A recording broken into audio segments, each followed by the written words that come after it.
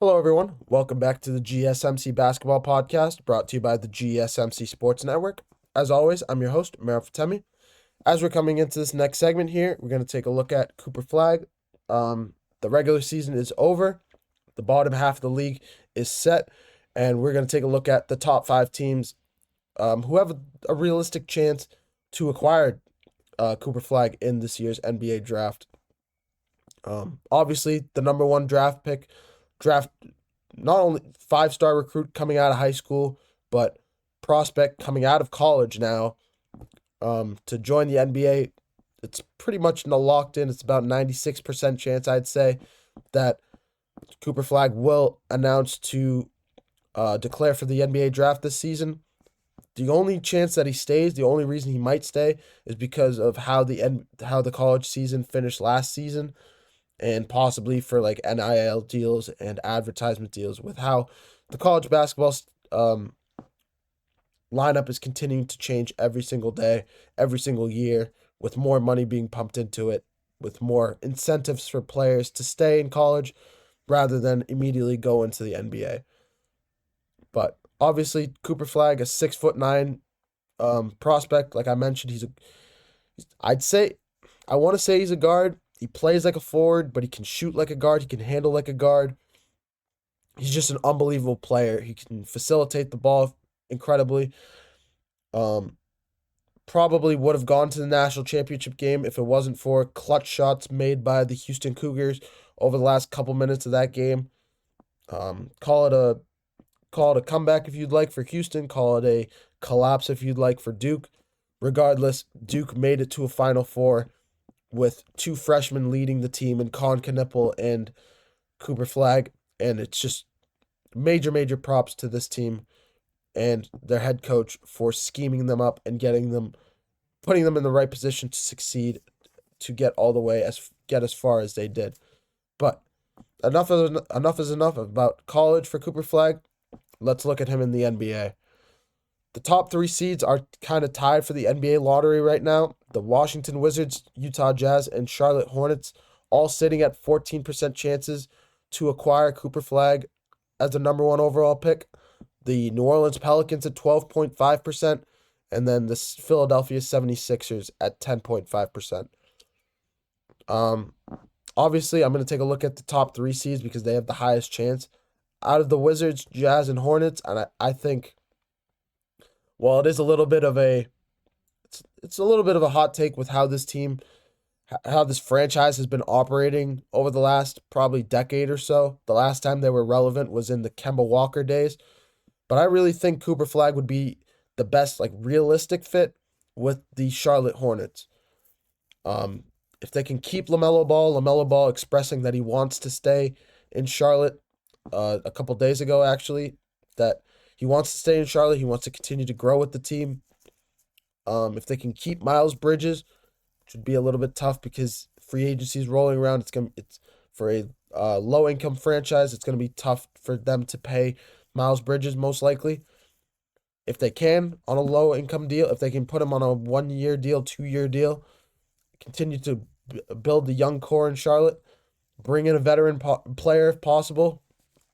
I think the Charlotte Hornets could be playoff contenders this next season if they can do exactly what I just said, list step by step. And especially if they can draft Cooper Flagg with the number one overall pick.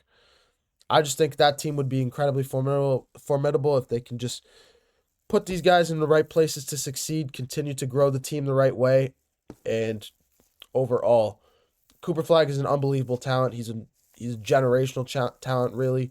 We've seen him against NBA players. It's all over YouTube. He's been playing with NBA players since the age of 15 years old, competing with them in practices, in scrimmages.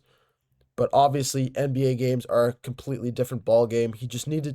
It's tough to put a young kid like that on an NBA stage with little experience. So if they can continue to grow their team, I think Cooper Flagg will be an unbelievable addition to them. That's a realistic option. Here's the fan favorite option that has been thrown around. I like this option way more. I think it would be not only a better fit, but I think it would make this team immediate contenders in their conference.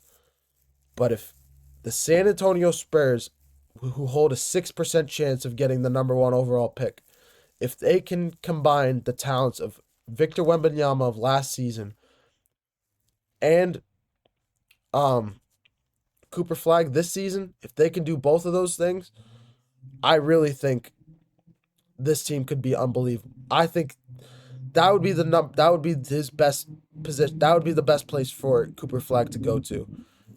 If Greg Popovich will stay, if they can get him, they will most likely move on from Greg Popovich, especially from his health scare earlier this season.